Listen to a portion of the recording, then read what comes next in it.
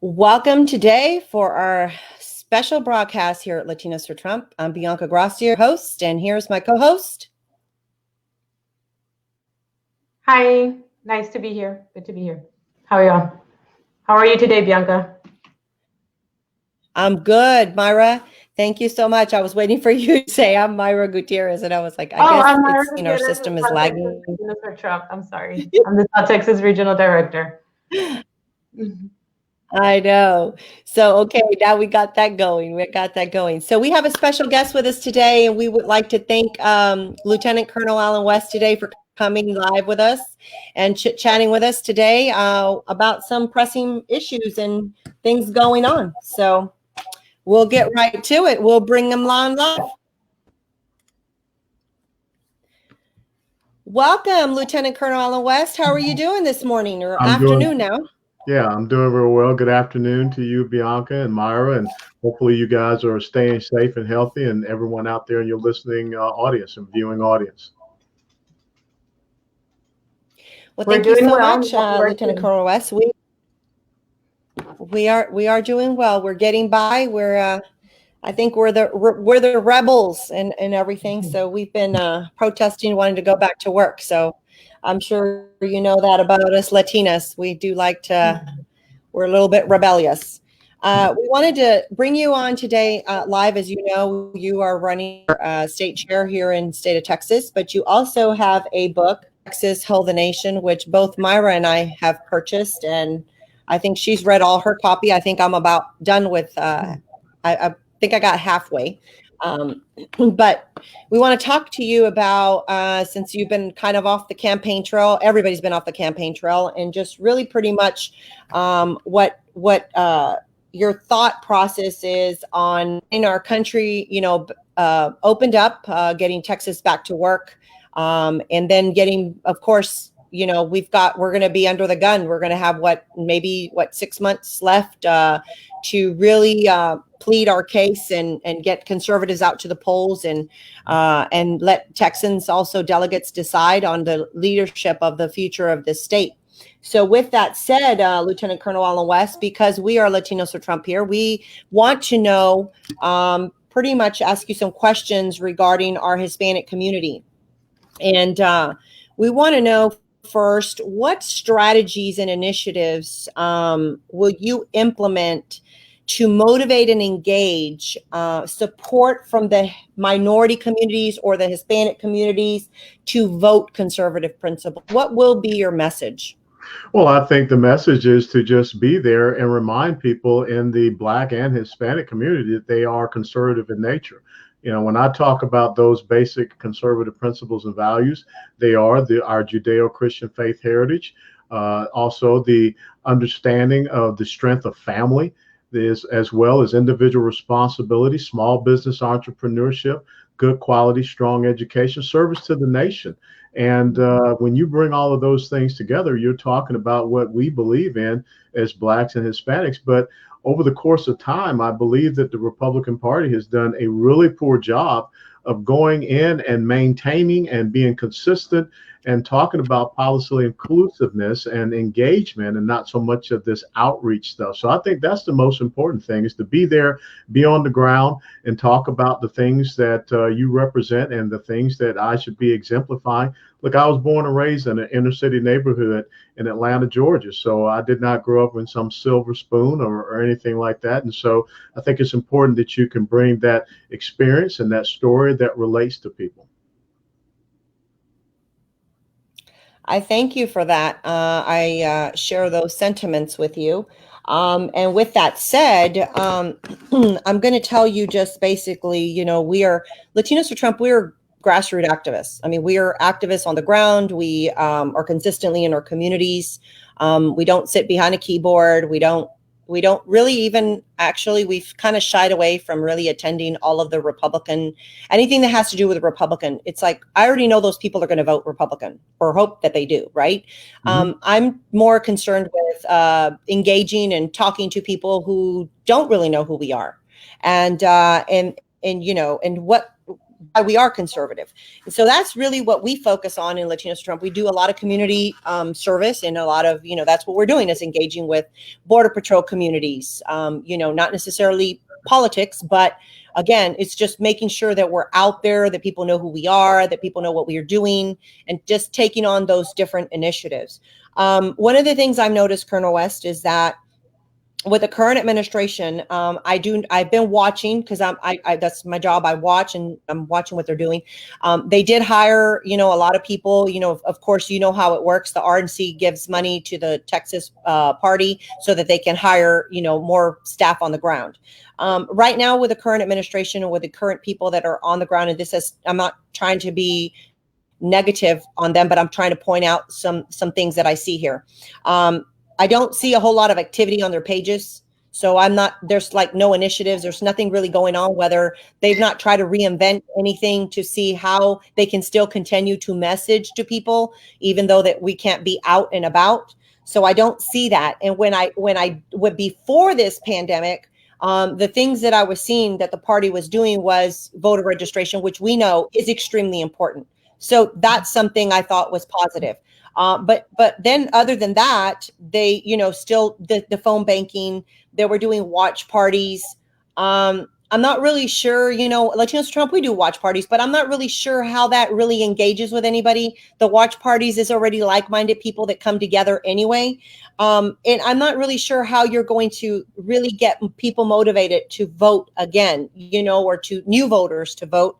If this is the kind of initiatives that they're doing, it's not really what I call pure engaging with all Texans, regardless if they're in the Hispanic community, Black community, or whatsoever. So I see a lot of those things. And Colonel Allen West, what would be an example of something different to break that mindset of the typical GOP, this is how we do things and this is how we message? What would be some initiative that you think would work in a community? Well, first and foremost, one of the reasons why whenever I'm out, I wear my airborne wings. I was a paratrooper in the Army.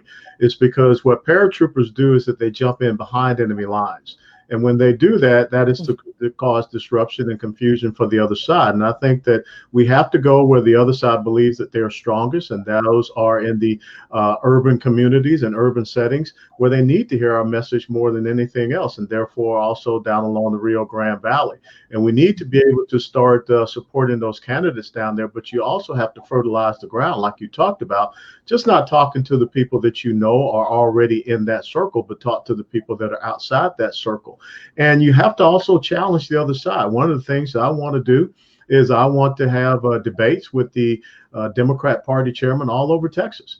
I want to challenge them when they say turn Texas blue. What does that mean for the great state of Texas, the 10th largest economy in the world? 10% of Fortune 500 corporations and businesses are here. I want to talk about what is his vision as opposed to our vision. And I think another good thing is that we have to tie into those pastors and those ministers. And I'm not talking about this thing where you have to have these big grandiose conferences, but just show up and sit down and have a cup of coffee or something with 10 or 15 of these pastors and talk to them and get them to, take that message to their congregations. But the most important thing is you've got to get everyone on the same sheet of music. And I think one of the failures in the Republican Party is we don't have that messaging that goes out all across, wherever our constituency is, at the county level, at the city level, at the state level. If there's one thing that I can admire about the folks in the Democrat Party, they will all come out and be saying the exact same thing at the exact same time. And I think that is a key thing that we have to do in a place like Texas with our message. And I want to get it out there on, the multilingual radio stations. Let's get them up there in billboards.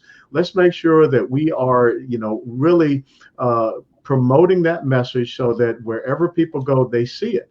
And we have to continue to reinforce it wherever we are. But we've got to do that all unified, and we have to do that wherever we go.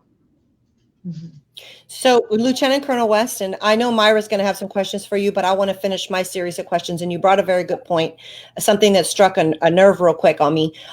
When you say, sitting down with pastors, ministers of that sort. So, not sure that you know, but I do work with a lot of Hispanic evangelicals through the state of Texas.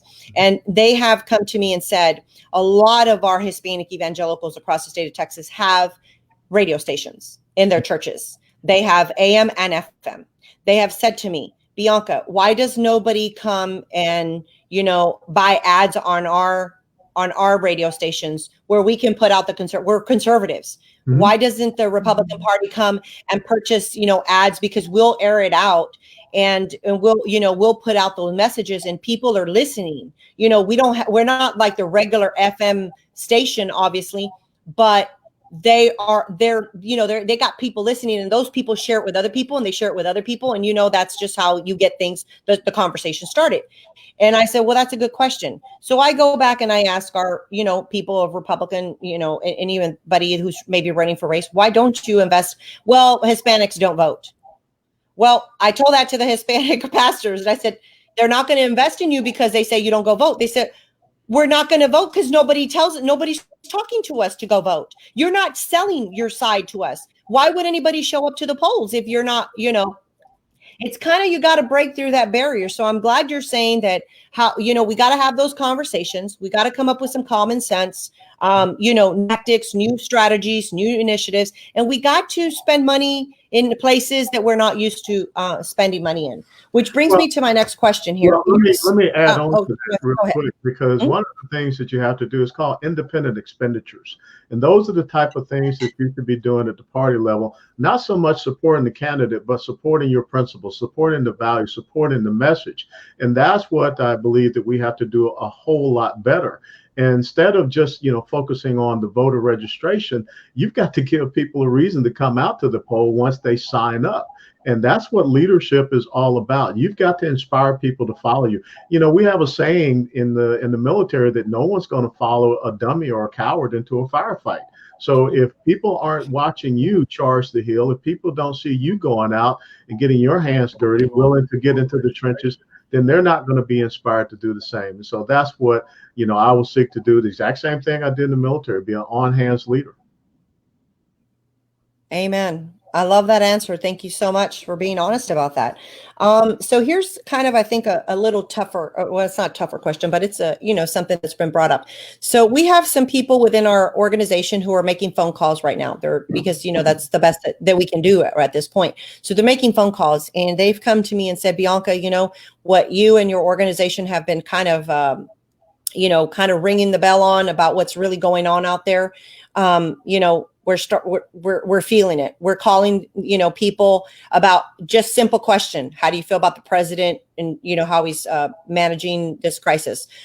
Very simple question. They said it's a 50-50 thing. For here in Texas, you would think that you'd have the support, right? And they said it's 50-50. When we call the metropolitan urban areas, they're like, say nasty things and hang up. And then when you call the rural areas, they're the ones that are really supportive. They said it's very, very scary right now that we're getting this kind of 50-50 when we're phone banking. Now, they're phone banking through the GOP red dialer. Okay, so it's the database, obviously, the conservatives. So if you're getting a 50-50 on a conservative end, that's kind of scary already. Number one, it's pulling up a red flag.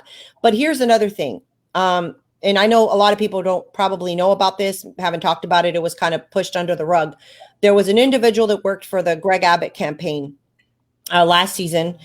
He became a whistleblower, and he talked about how the data was compromised within the GOP, which made sense to candidates' aftermath, right? They said, well, no wonder, because a lot of the phone, when we're phone banking, a lot of the phone numbers are bad numbers. They either are disconnected, they don't exist, the person doesn't live there. That's bad data. Okay. So you can't be successful if you got bad data. Mm-hmm. So Colonel West, and that's one of the things that I think a lot of our candidates also complain about. They're like, we have to pay into a system and we're not getting really, results. So Colonel West, what would you do to change that? Because that does exist, but we have a GOP right now that refuses to say that there's anything wrong with that data. So what would you do to explore other avenues? How would we fix that problem to get new up-to-date data? Because the Democrats, I've seen their database and they have up-to-date data. They have their data consists of even Republican voters. They don't just call Democrats. They call everybody. Yeah, So what would you do?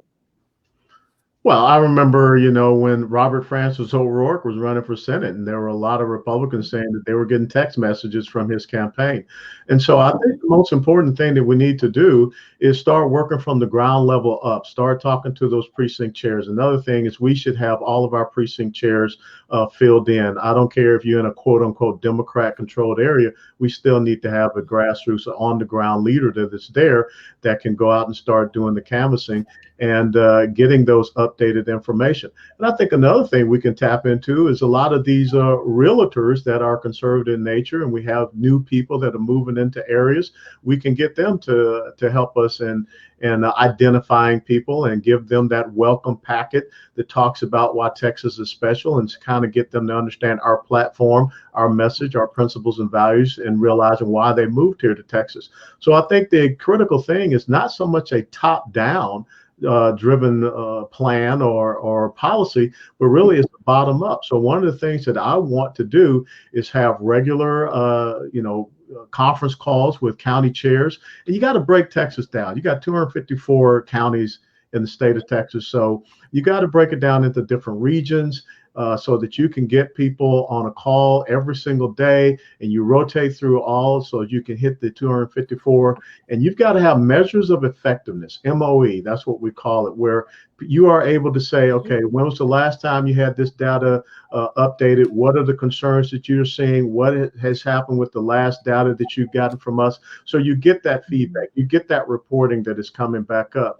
And so those county chairs are so critical, and those precinct chairs who are really the on the ground, the soldiers, the troops on the ground, that's critical. Another thing that I want to do, and we've been working with some folks already about this, is the geofencing, where you can start, blasting messages out to people in a certain area, be in a certain mall or something along that line. That's something that the Democrats have used very well, and we need to start getting on board with this. Not saying that phone banking is not a good thing, but phone banking is becoming rather archaic if you really think about it. So text messaging, social media platforms, that's how we've got to start moving and getting into the 21st century. Correct. You're exactly correct. Well, I thank you so much, Colonel West, for answering these questions for me. I'm going to let Myra take her series of questions, and then we'll just kind of wrap it up with you. So I'll turn it over to my co-host here, Myra. Well, I'm glad to see you're doing well and to have you here in our page.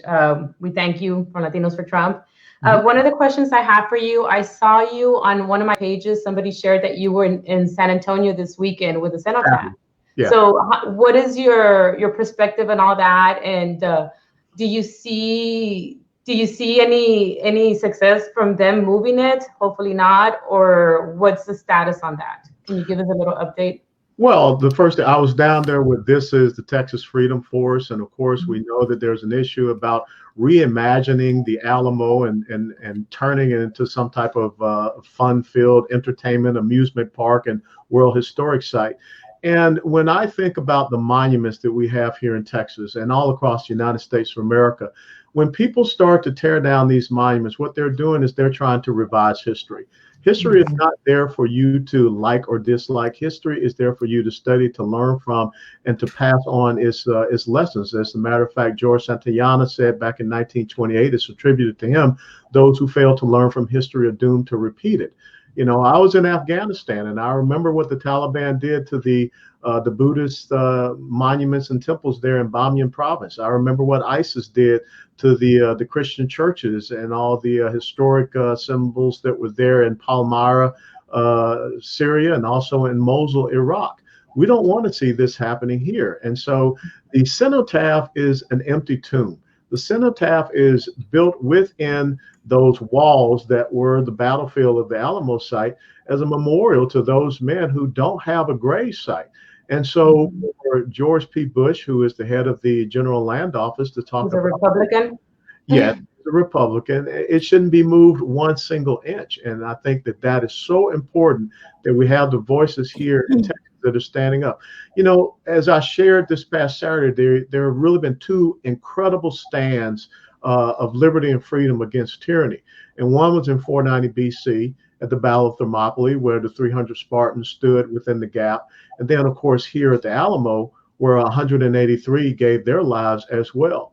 And if you study both of those stands, you see incredible similarities. When you think about how Leonidas chose one Spartan warrior to take the message back to Sparta, which was go tell the Spartans and strangers passing by that here, obedient to their laws, we lie. Exact same thing that William Barrett Travis, a 26-year-old, chose Juan Seguin to take that letter that he wrote on February 24th of 1836 back to Sam Houston. So we know their mentality, we know their resolve, we know their courage, the fact that they would not surrender or retreat. So we don't need to change anything. We don't need to reimagine anything about the Alamo. And I think that that is a great point to bring Texans together about, and also those people that are moving into Texas that for whatever reason don't really understand that Texas is not so much about being born here or not. It's about your spirit and that spirit of sacrifice, which the cenotaph represents. And I have to say, hearing you speak over this past year, one of my favorite times is when you speak is when you read that letter. It has a lot of meaning to Texas, and it's a great speech.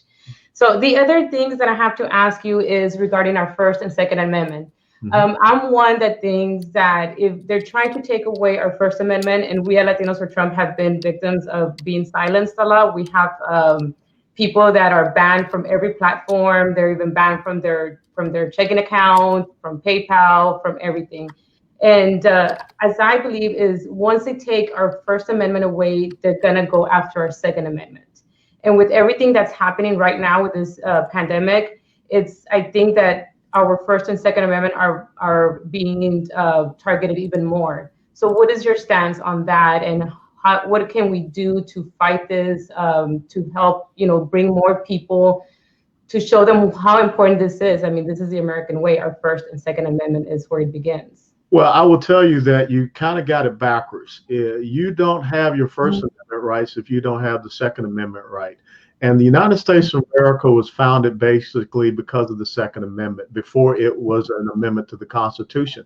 It was April the 19th of 1775 when the British had landed at Boston. They were marching toward Concord, Massachusetts. And their intent and purpose was to destroy a weapons and armaments factory. And patriots came out of their homes, came out of taverns, and met them at a place called Lexington Green. And of course, they fired the shot that was heard around the world. That was the beginning of the American Revolution. And that was all because the patriots, the Sons of Liberty there in Massachusetts, understood that if they were armed individuals, they were citizens. If they were disarmed individuals, they would be subjects. And that's what Great Britain wanted. They wanted subjects. And the exact same thing you have here today, 245 years later. When you have these very tyrannical governors and some of these county judges and these mayors that are sitting out and they're, declaring what's essential and what's non-essential. The most essential thing in the United States of America is liberty. And that's why when I see people declaring that gun stores, gun ranges, these things are not essential and they should be shut down, that lets you know exactly what they're going to do. Think about what Governor Phil Murphy said in New Jersey, that the Constitution and the Bill of Rights was above his pay grade. No, it's not. He did not consider any of that before he made all these mandates, edicts, and you look the same at Gretchen Whitmer in Michigan, the same with Gavin Newsom in California. But you don't have to go very far. Right here in Texas, you look at the county judge there in Houston, Harris County, and also the mayor, Sylvester Turner, Lena Hidalgo, up here in Dallas, where I am, Dallas County. And we have Clay Jenkins and the things that he is doing, Nuremberg down there in San Antonio. So we already have these little mini tyrants that are trying to usurp our rights and freedoms and liberties. Your First Amendment, your very first liberty in the First Amendment is the freedom of religion and the free exercise thereof. But yet you had people that were threatening folks to just go and do a drive-by communion on Easter Sunday. We should not be in a country where our churches are closed. That's a First Amendment right. That's right. And when you start to Thank have you. people that are restricting your freedom of movement and your ability to come together, that's another of your First Amendment rights. That's the right for peaceably assembling. And then, of course, we know about the right to petition your government for redress of grievances. There are people that are trying to shut down any protests or whatever of these draconian measures. So Benjamin Franklin put it very, very right when he said, those who give up essential liberty for temporary safety will neither deserve liberty nor safety. And I'm very concerned about what we see happening here with this pandemic, which, let's be very honest, we have created a greater crisis in that 26 million Americans are unemployed. Here in the state of Texas, 1.7 million Texans are unemployed. Sadly, we've lost 648 people to the COVID-19. But if you do the reading, do the research, if we focus on protecting the most vulnerable, the elderly, we focus on protecting people that have underlying health conditions such as obesity, diabetes, hypertension, which you find a lot in the my Black community, which is, the urban centers. So if we focus on that and not quarantining healthy people, we got to get this economy back going. So my concern, Myra, is that the more we are so driven into fear, panic, paranoia, and hysteria, and we allow people to usurp our liberties and freedoms, that just encourages and emboldens them. And the fact that it's happening in Texas, that really is disconcerting. It's very concerning. And actually, that was going to be my follow-up question. I was going to ask you on your thoughts on how our state and local officials are doing in handling this pandemic here in Texas. I have seen a lot of people step over the lines. And what scares me is, like you say, that a lot of people are sitting back in fear, not speaking about it, and just listening to the numbers when the numbers are off to begin with. We had the H1N1 who took more lives than the Chinese flu has taken. And it's very sad to see that this, more than anything, it does exist. It is an illness, it is a virus, but it has become more of a political virus more than anything. And the Democrats are using it to bring down our country and our president, because it's the country that they want to bring down, not only the president. Well, it was just about 2 weeks ago that there was a headline in Politico that said the economic meltdown gives Democrats new hope in Texas. And, the fact that you did not hear anyone in the leadership of Texas talk about the fact that you have a political party that is wishing economic demise so that they can find an opportunity. James Clyburn on April the 2nd, he is the chairman of the House Pandemic Oversight Committee, a Democrat, of course. He said this pandemic gives Democrats a tremendous opportunity to restructure things to fit our vision. We should be hammering that. And that comes back to what Bianca asked about earlier, is about messaging. And so we see people that are using this to an advantage to usurp and undermine more of our freedoms and liberties. We see people that really want to have Americans and Texans driven to a state of economic destitution. No one should want to see Texans in a food line. No one should want to see the fact that we now have over 10% unemployment in the state of Texas, which, as I said at the beginning, has the 10th largest economy in the world, and 10% of Fortune 500 corporations are here. And when you look at some of these other governors, Governor Kemp in Georgia, South Carolina, Tennessee, Florida, Alabama, Mississippi, a lot of these governors are stepping out and saying, we're going to take an action. You look at the governor of South Dakota, Kristi Noem. She did not shut down her state. The state of Arkansas, which is right next to us, they did not shut down Arkansas. They focused and they targeted. And so I think a lot of people are really concerned about what they see happening here in Texas, where just recently you had the Houston Mayor Sylvester Turner tell the Governor Greg Abbott, don't reopen Texas. Well, why would you allow someone like Sylvester Turner, the mayor of Houston, to do that? And think about also, $60 million was spent on a massive tent hospital in Harris County that went inside NRG Stadium. $60 million of Harris County taxpayer money. Not one person utilized that tent hospital.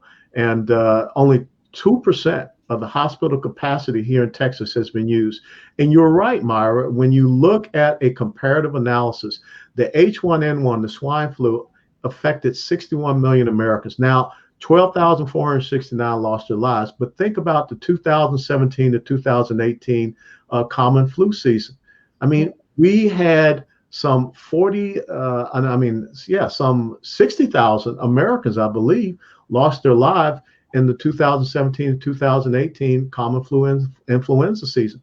Didn't shut down the government, didn't shut down our economy, didn't shut down anything.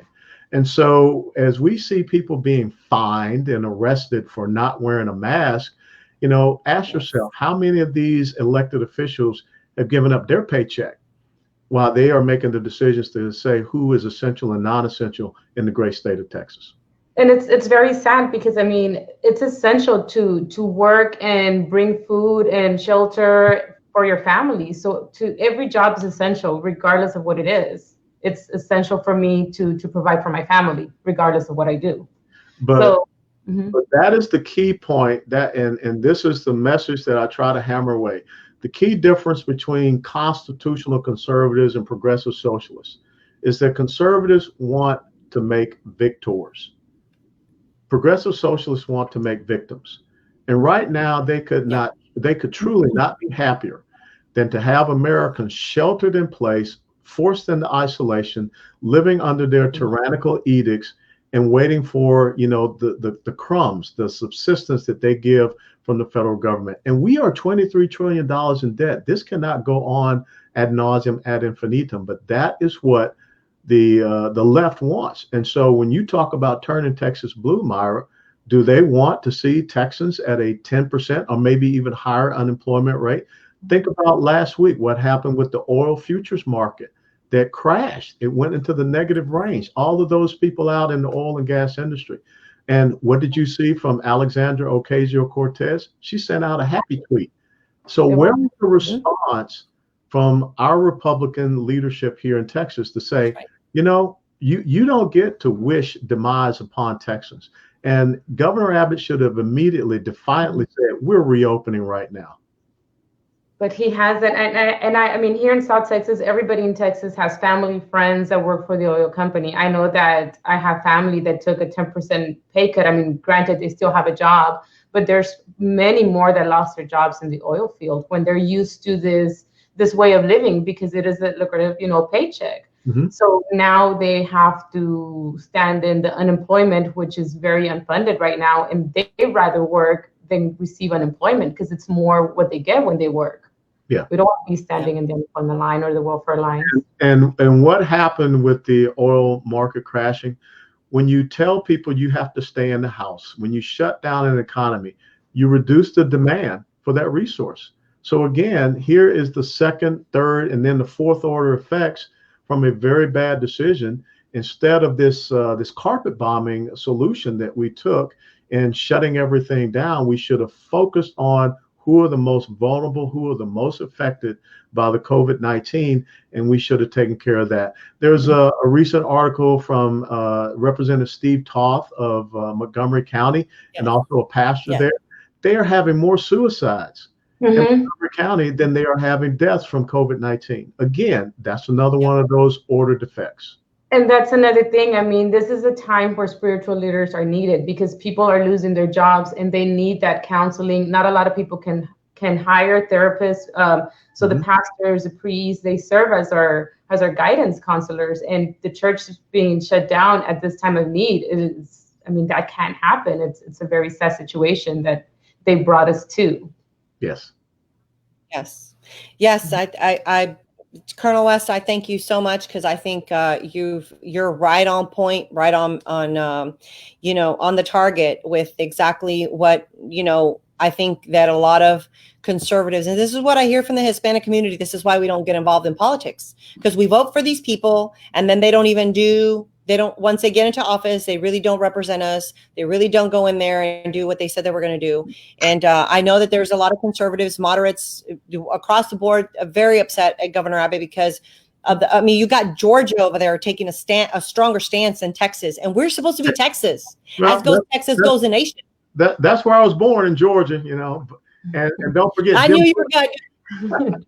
Hey, I knew you were good. Happy, hey, look, happy don't little forget, dad. Jim Bowie, who lost his life at the Alamo, was born in Georgia, and also the second president of the Republic of Texas was Mirabeau Lamar, and he was also from Georgia. So there is a relationship between states like that, Georgia, Tennessee, and Texas, and that's why we should all be together. I mean, all of these states should be standing strong together and say, hey, look, as Winston Churchill said, fear is a reaction, courage is a decision. It's freedom over fear, what I'm saying. We can't live in that. fear. We need I our love freedom. that. Mhm. Yeah, I love that. And Colonel West, one thing that Myra just was talking about when she's talking about the essential of pastors and churches shutting down. I've been really, really trying to tell the pastors, you got to find another way. Don't completely shut down. And they were just like, no, we got to follow the law. We got to follow the law. And I'm like, okay, well, the law also tells you that abortion is legal. And so you're not going to fight against abortion, even though it's a biblical value. I mean, come on, pastor, think about it. And so they've been reluctant. But here's one of the things, here in Houston, the ex-mayor, Anise Parker, remember that she wanted to summon all those, right. She wanted to get all their sermons and they fought her and they won. Yep. Well, guess what? Now with this pandemic, they were told to go to social media. So guess what? Now they know what everything and everybody is preaching. You just now handed them over what they were wanting from the get-go. And I'm like, are you happy now, Pastor? I don't even know why you fought, because now they have access to everything that you're talking about and everything that you're preaching in your church, because they told you to take it to social media and you took it to social media. So now they have everything that you've been, that they wanted from the get-go. So they're going to use it against you, maybe not right this second, but they're going to use it against you at some point in time when they feel that they can push over that line there. So I just thank you so much for being courageous and bold. I've been a fan of yours for a very long time because of that. I have my brothers, my husband, all military, and also, police officer.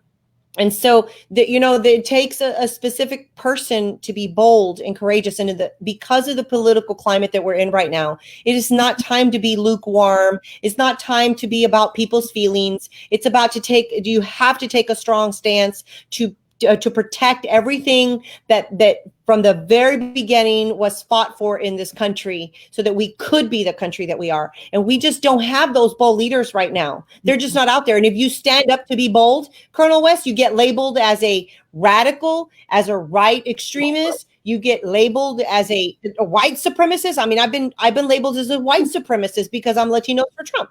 I mean, Myra's been called a Nazi. I mean, it is. And I just became a citizen. Yeah, I mean, it's just we need people to like you to stand up with that message and to take advantage every time that they have those sound bites that you shoot back. Is that what you're taught in the military? Absolutely. I've been called, Uncle Tom, sellout, house N-word, Oreo, white man's porch monkey. But I want you ladies to understand is that when people are responding to you by calling you names, you're winning. You're winning the debate. You're winning that on the ideological battlefield. And what they are seeking to do is to use, that as a means by which they shut you down and prevent you from speaking. The left can only advance itself by way of fear, coercion, intimidation, and threatening. And, as history has shown us, even violence. So now is a critical time that we do have to stand up, because if we allow them to believe that they can just push us into our homes and lock us in there, then what happens the next time? So we cannot become so conditioned, like Pavlov's experiment, where you continue to reward this type of bad behavior. You're only going to get more of that bad behavior. And if there's one place that we should not allow the progressive socialist left to have a foothold, it's in the great state of Texas. And so that's why I'm honored to be here, like previous Georgians and Tennesseans who came here to fight for one thing: individual rights, freedoms, and liberty. So thanks y'all so much for having me. But thank you for being here. And what can we do? Thank you so much. Your campaign. Well, you spread the word, westfortexas.com. I appreciate you allowing me to be on this platform, and that's what we're doing. We're utilizing video conferencing, telephone town halls, Skype, Zoom, and also Facebook Lives to continue to connect with people and get our message out. But each and every person has to find that inner strength. And I'll close by saying my favorite verse out of the Bible is Joshua chapter 1, verse 9, where it says, "Be strong and of good courage, for the Lord thy God shall never leave you nor forsake you." So as long as we put our faith in him, and we will find our strength and we will find our courage, we will adapt, improvise, and overcome. Thank you so much. Hernando Arce says, thank you, Colonel. Thank He's you. enjoyed here. So we thank you so much. We know you're a very busy person, so we thank you so much. And Myra's there showing your book, Hold Texas, Hold the Nation. Let everybody know, where can people go purchase your book?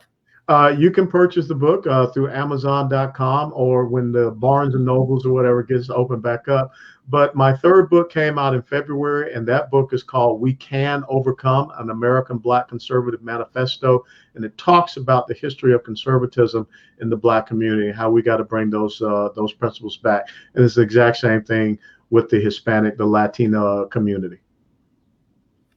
Thank you so much, Colonel West. As always, thank you so much. We appreciate you here at Latinos for Trump. Thank you for taking the time this afternoon to joining us on this podcast. See you later.